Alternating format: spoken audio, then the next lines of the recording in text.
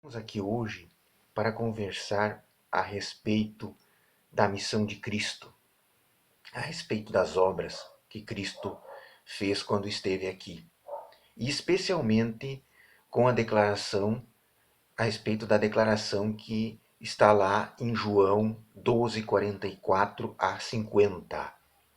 Cristo fala justamente da crença nele, da crença no Pai e do julgamento final.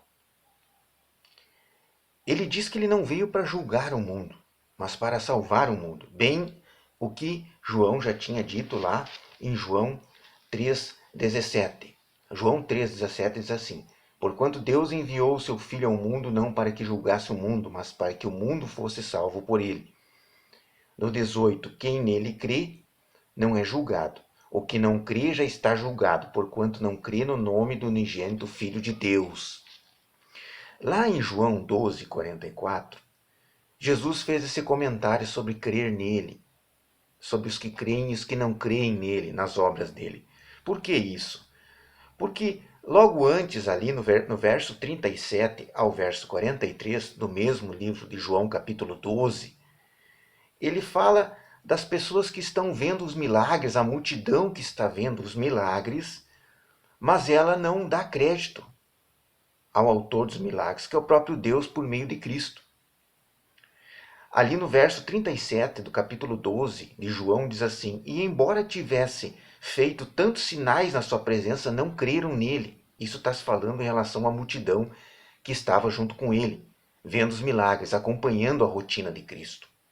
Para se cumprir a palavra do profeta Isaías que diz: Senhor, quem creu em nossa pregação e a quem foi revelado o braço do Senhor? Por isso não podiam crer, porque Isaías disse ainda: cegou-lhe os olhos e endureceu-lhes o coração, para que não vejam com os olhos, nem entendam com o coração, e se convertam e sejam por mim curados.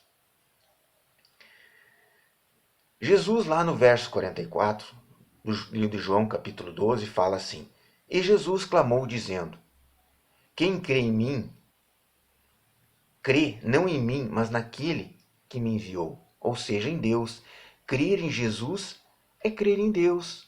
É indissociável você dizer que crê em Deus, mas não acredita que ele seja o próprio Deus, que o Cristo seja o Deus encarnado.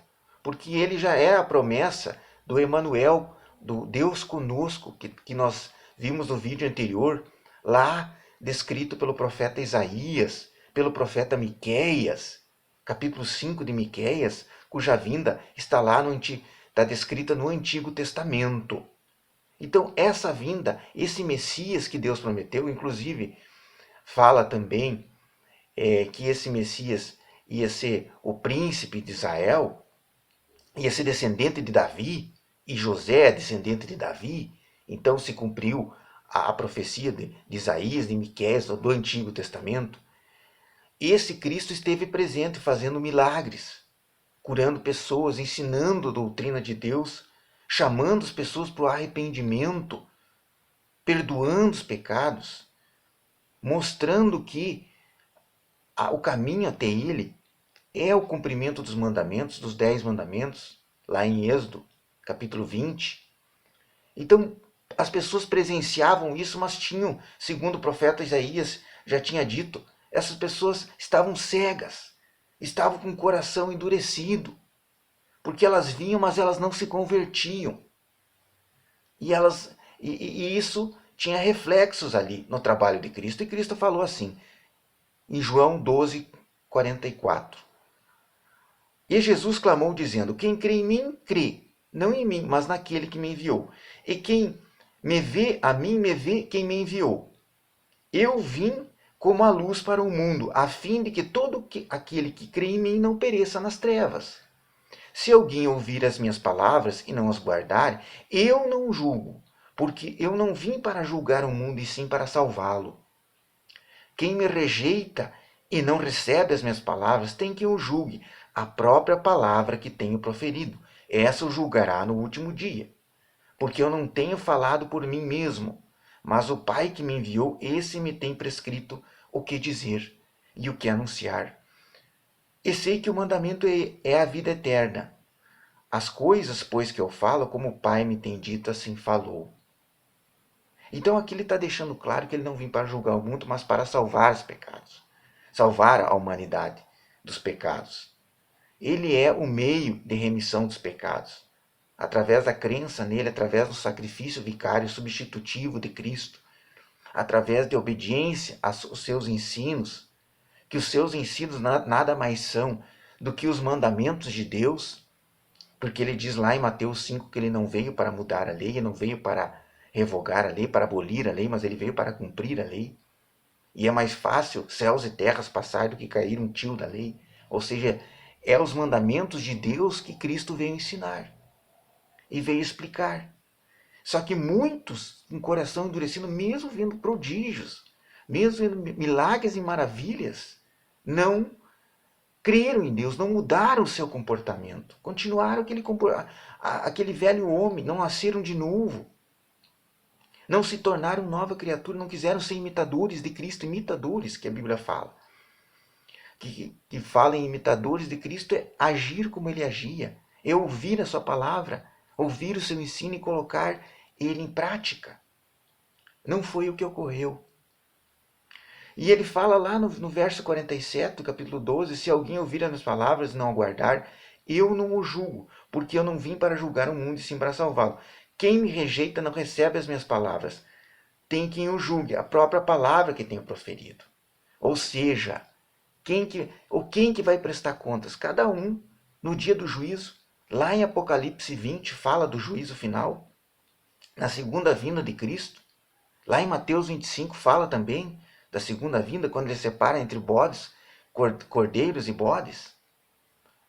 Vai haver o julgamento. E esse julgamento vai ser utilizado como parâmetro o ensino de Cristo.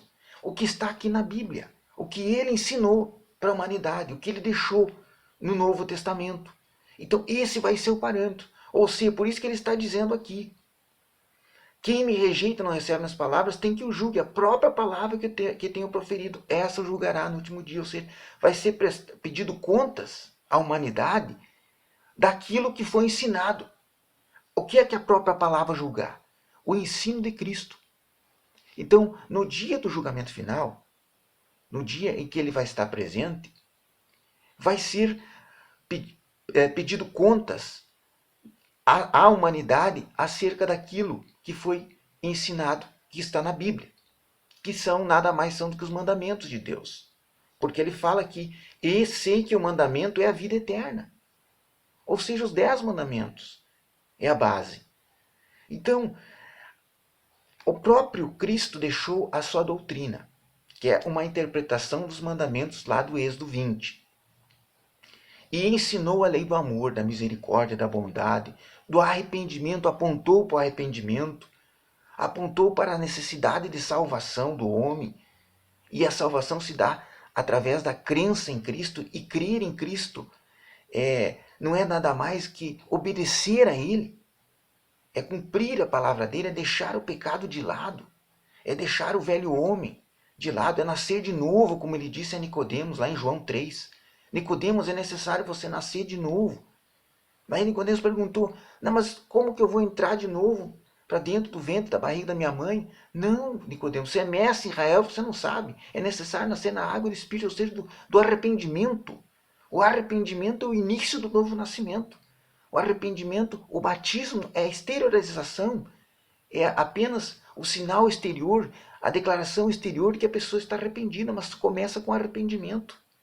E esse arrependimento, ele deve levar à busca da vontade de Deus, fazer o que está lá nos mandamentos de Êxodo 20, cumprir o ensino de Cristo, obedecer a Cristo, deixar o pecado de lado e buscar em Cristo a salvação dos pecados, o perdão dos pecados. Uma vez que Cristo perdoa os pecados ao arrependido, aquele que o busca, esse é o caminho segundo a palavra de Deus para a salvação, porque o próprio Cristo está assim que o mandamento é a vida eterna. A lei dele, o ensino dele, a doutrina dele é a vida eterna. Ele é o caminho, a verdade e a vida. Então vamos voltar a Cristo. Vamos arrepender dos pecados. Vamos cumprir a vontade dele, os ensinos deles. Nos tornar uma nova criatura. Mudar de atitude, mudar de comportamento, deixar velhos hábitos, deixar vícios de lado, deixar a desobediência da lei de Deus, passar a ter uma vida em santidade, uma vida na presença de Cristo, ser um novo homem, um novo nascimento. É isso que Deus espera, a obediência a Cristo.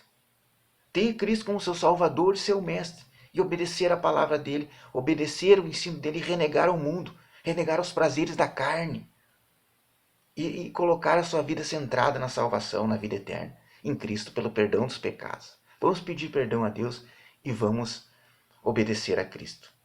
Tenham um ótimo dia a todos.